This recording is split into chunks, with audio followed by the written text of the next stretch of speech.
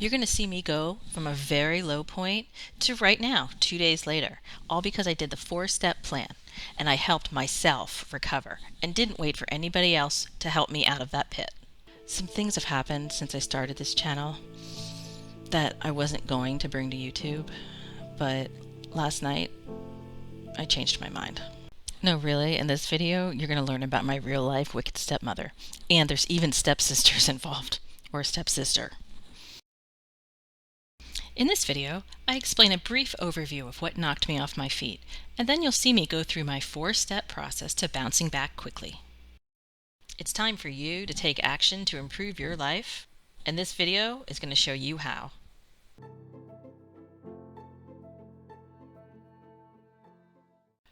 What happened over the last few weeks is a perfect example of how an abusive family works, in secret and behind the shadows.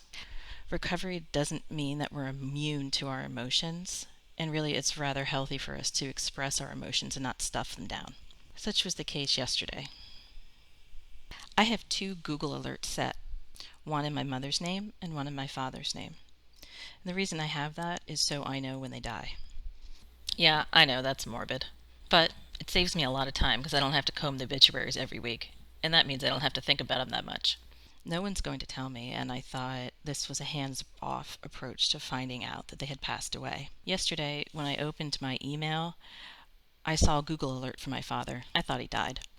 And then I saw how very much alive he is. A newspaper is celebrating him as a hero on Veterans Day.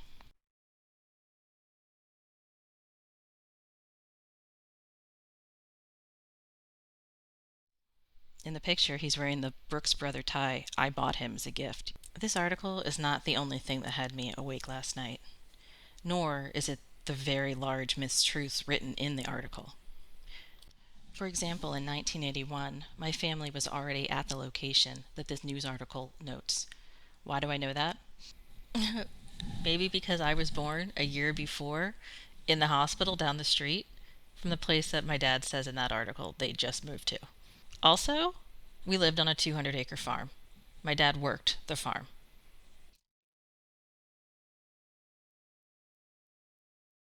So, is that my dad's fault for not actually telling the whole truth, or is that the reporter's fault for not fact-checking? It's not actually the point of this video, but interesting question to ponder. A few weeks ago, when I started this channel, I was contacted by a woman who I found out was technically my stepsister, even though I didn't know her name. She's my dad's wife's daughter. The first conversation I had with stepsister went something like this. Hi, I saw your YouTube channel, so'd my mom. She got really upset and told me that your mom did everything for you, and you should be thankful. Weren't you the golden child in your family? Weren't you the favored one? Why are you complaining? My mom's nuts. She has a quick temper and a short fuse. Your dad is crazy and really mean to everybody. But hey, how's your life been? And can I help you with anything? Her reason for reaching out was a bit confusing, and the reasoning kept changing. But I've grown not to judge people, so I didn't even consider that she was reaching out for bad reasons.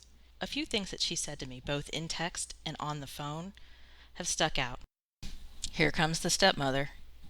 The first one, the biggest one, was that her mother, my stepmother, was the one to send my letter back last Christmas, not my dad.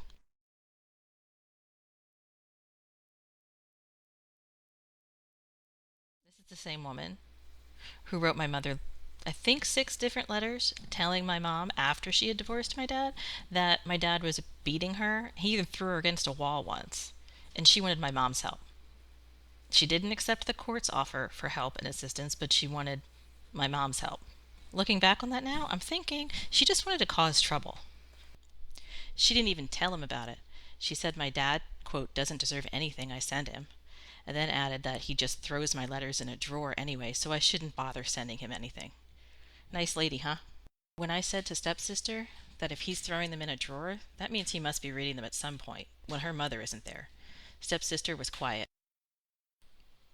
And then I remembered how many times stepsister had told me on the phone or through text that her mother says that my dad has written me off and will never open the door again to talking to me. Okay, so maybe he has, but why drill this into me so many times? It really got me to thinking. When I would tell her the things that her mother had done to me when I was little, she'd tell me that her mother denies all of it and she doesn't remember any of it, even though I have documented proof of some of it. And really, I do feel bad for my stepmother because she's so angry inside. There's nothing else in her. She's probably the most bitter person I've ever met. And yes, I have met her more than once, even though she'll tell you that she didn't, that she only met me once. She met me a number of times because she insisted on coming to our supervised visitations, even to the point the police officer who had to accompany us, yep, a police officer had to escort us, not just a supervisor. And the police officer almost had her barred from several visitations because she was so mean to my brother and I. That is to say, my dad was also pretty mean. He did take us to Burger King once when I was about 7, sat us down, asked me if I was hungry. I said yes. He said, well, he didn't have any money, and he went and got himself a burger and ate in front of us. Here's where I ask myself, why did I hang around so long and convince myself that I love this person? Because I was abused. I was an abused child. And that's what we do. I know, I went off on a tangent. Back to Stepsister.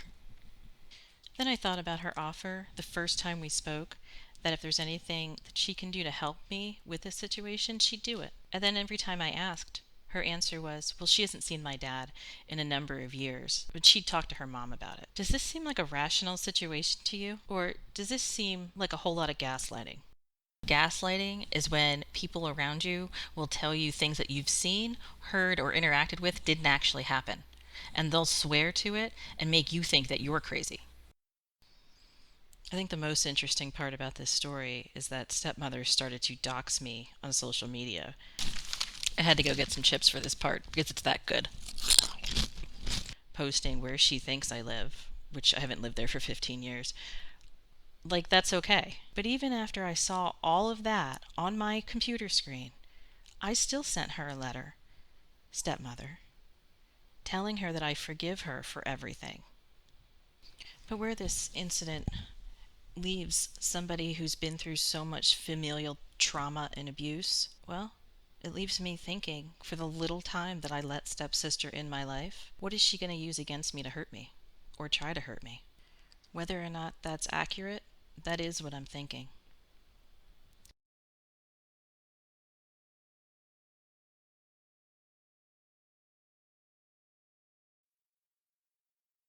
I just want to point out here that if you listen to my voice while I'm narrating it, I recorded that 2 days ago while I was still in my pit of depression. Look at me now. I'm perfectly fine. So you want to stick with this video and see how I did this. Because really, it was not any amount of therapy that helped me overcome all of this. It was just me deciding I was no longer going to let anybody hold me back from my happiness. So my world's been rocked a little bit with the reemergence of gaslighting and emotional abuse on the part of my stepmother. I'm leaving stepsister out of this one because I really don't know the extent of her role here. Although nothing major had happened with my stepsister yet, I had this really strong gut feeling that something was about to. Now that I think about it, it's the same feeling I had when I was sitting in the car next to my dad when he was yelling at stepmother to drive the car so they could kidnap us. It's that pit of my stomach feeling. I knew something was about to go down, so I blocked them.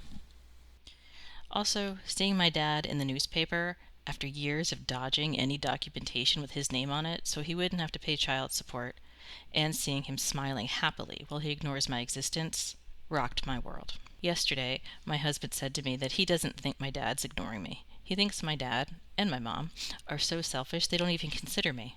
Which one is worse, ignoring a child or not remembering you have one? With that said, I know I'm not ever going to solve this issue. I know my parents are who they are. I know I don't want them in my life. And I also know I feel pretty bad right now. So, right now, I'm going to move forward with my 4 steps to urgent recovery that I've devised for myself, and I'm going to share with you. You might want to write these steps down. And also, I'm going to put them in the description along with the links of all the resources I'm using. Step 1 is give yourself permission and time to feel those feelings. I did that sufficiently last night. I'm moving on. Number 2, stretch past the anger and pain and ask yourself, why am I so upset, until you get an answer that is situational, not blaming yourself or the other person.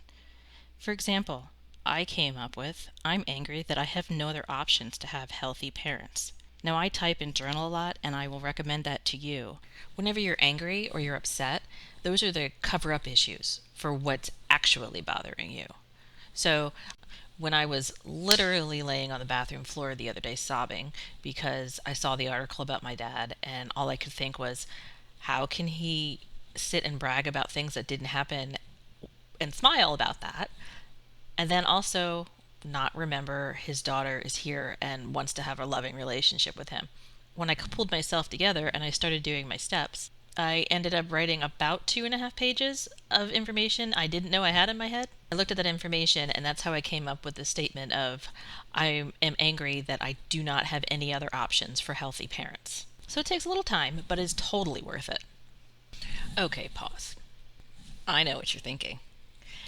No, I did not want to have a loving relationship when I started this channel, and it hasn't been that way for months. But when I heard from Stepsister and Stepmother's comments about my dad and how he feels about me, oh, it totally ripped a hole in my heart wide open again. Totally, totally.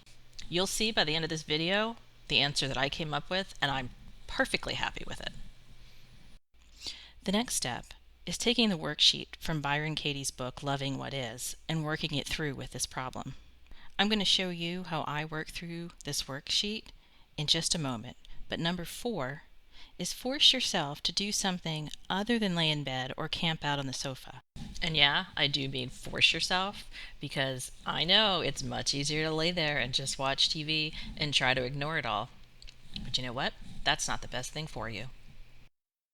Be around people who make you laugh, or go outside in the sunshine and just think about what you're grateful for.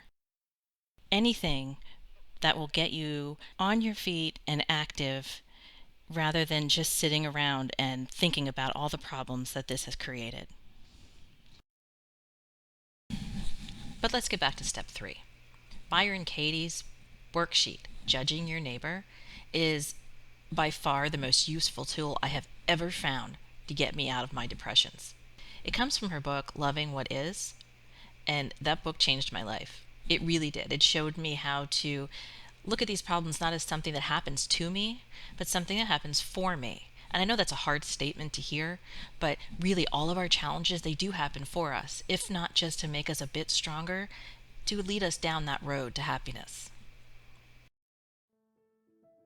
All right, so this is the Byron Katie worksheet that goes with her book, and I'm just going to type it down here so you could see it. It's Byron Katie, Loving What Is. Don't worry, I fast forwarded all the parts where I'm just typing and not talking. You won't have to sit through that. But you do want to stick around until the end to find the answer that I shocked myself was inside of me.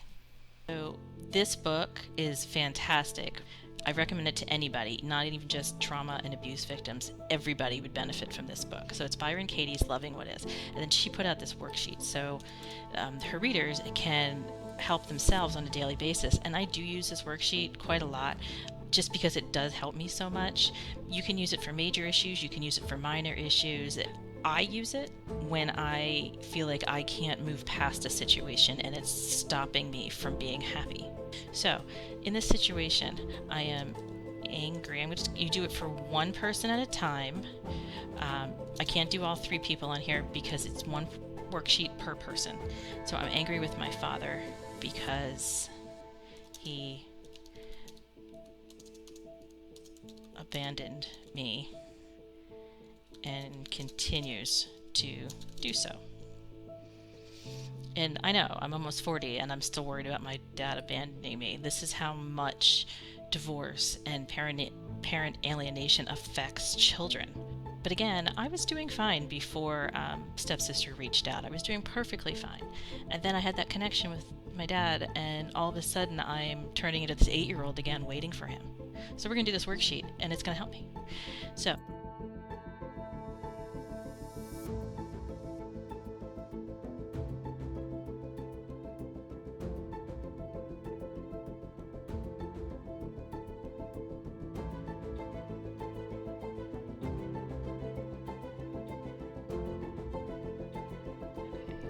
in this situation, what advice would you offer my father? My father should... This is interesting. I never really thought about this. What advice would I offer my dad? I don't know.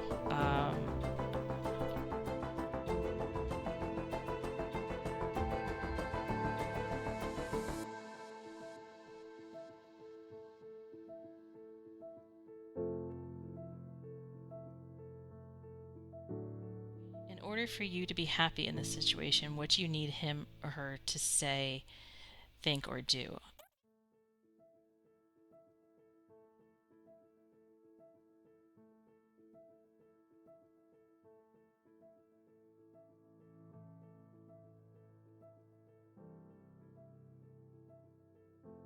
What is this about this person and situation you don't want to ever experience again? Now, each of your statements, use the 4 questions of the work below. Replace the words. Okay, so is it true? So let's go up here. Is it true? Yeah, my father did abandon me. Yep, that is true. Can you absolutely know that it's true? Yes, I know he abandoned me. I know he continues to do so. How do you react when this happens, or when I believe that thought? And this is the part that's interesting to me, is that it's about our perception. It may not even be true, but no matter what, it's what we believe. So this is talking about fact, what happens. But when this asks you when you believe that thought, that's actually asking about your perception. How do I react? I take it out on myself. I feel like I need another piece of paper here. So if I'm going to write this up here, I take my pain and take it out on myself when this happens. Who would I be without that thought?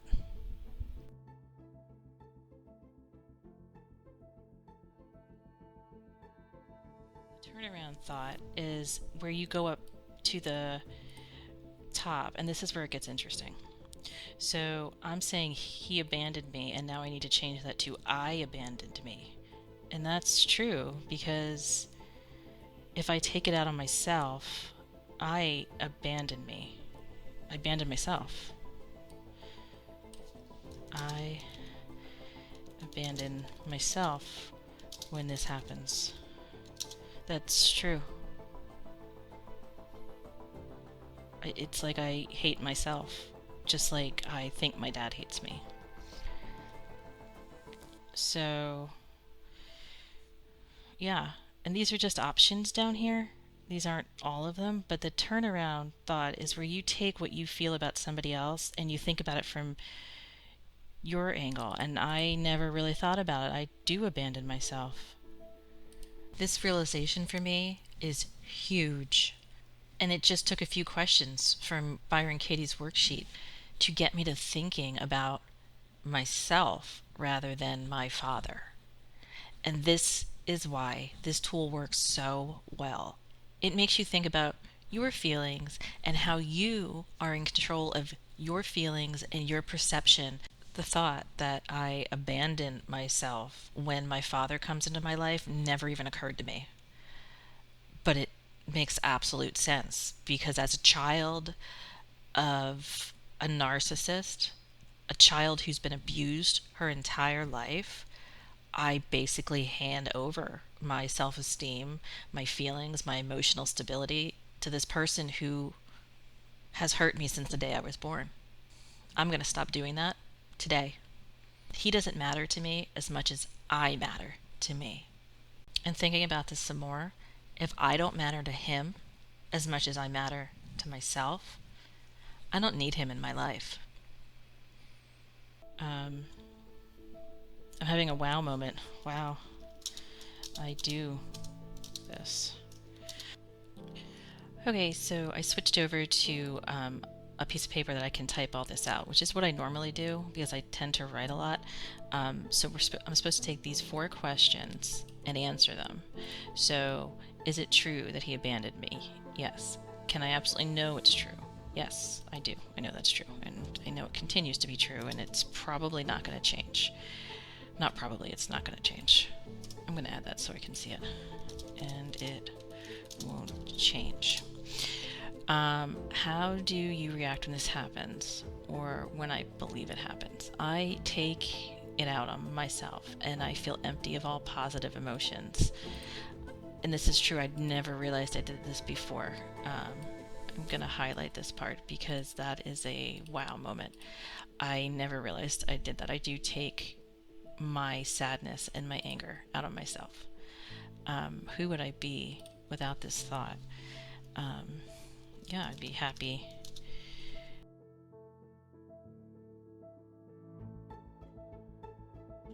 Myself, which really isn't fair to myself. So the turnaround is here. I'm angry that he abandoned me, so now I'm going to take this and we're going to strike through it. The turnaround is I am angry that I abandoned me. I need my father to be loving to me. I'm going to take that out.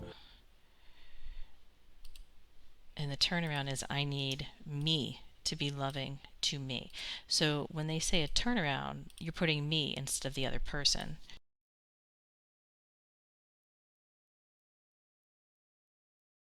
I'm just thinking about this one right now and I'm going, wow, this is actually kind of a big one. So the turnaround for me is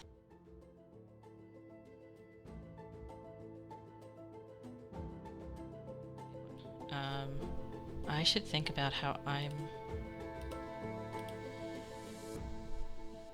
just going to pause for a second and think about that. How do I do that?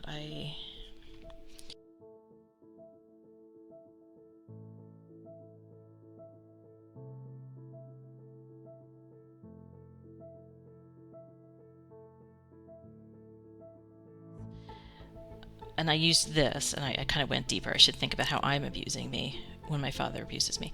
I think I am like him because that's what I've been told, and it's still in my head somewhat.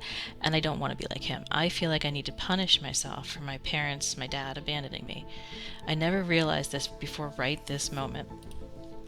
This is why it's better to keep my dad out of my life at all costs, because the real cost is me and my happiness. And this is why I do these worksheets. So in my 4-step process, on step 3, where I used the Byron Katie worksheet, I figured out something I never realized before. That when my father, even the idea of my father, comes into my life, I start treating myself the way he treats me. I start abusing myself, basically. And I do. I hand over my self-esteem, my emotional stability, everything in effort to get him to love me. And I'm not doing that anymore. This whole Wicked Stepmother, Stepsister incident has really taught me that I don't need him in my life. I don't need them in my life. 2 days ago, when this all came to a head, yeah, I was not feeling great. I did my 4 steps. After step 3, which was the worksheet, I ended up going outside for a little bit because I do love the sunshine. I just sat there and thought about it. I talked to my kids. I talked to my husband. I called a friend. I talked to them about anything other than the thing that was upsetting me so I could get my mind off of it. And yeah, I went to bed that night still feeling kind of down, but not as much. And I woke up the next morning feeling absolutely fine. So this 4-step process really does work. It really is just about us, about me getting myself back on my life path and getting myself back on that road to happiness. And it's not up to anybody else to come and rescue me. Just like it's not up to anyone else to come and rescue you. You need to be your own best friend and help yourself and love yourself. Hey, if you liked this video, please click like. And if you're not a subscriber of mine yet, I'd love to have you in my community. So please click that red box at the bottom of your screen. It's for subscribe. It's quick and easy, so click it now. Also, leave me a comment and let me know what you thought about the 4 steps.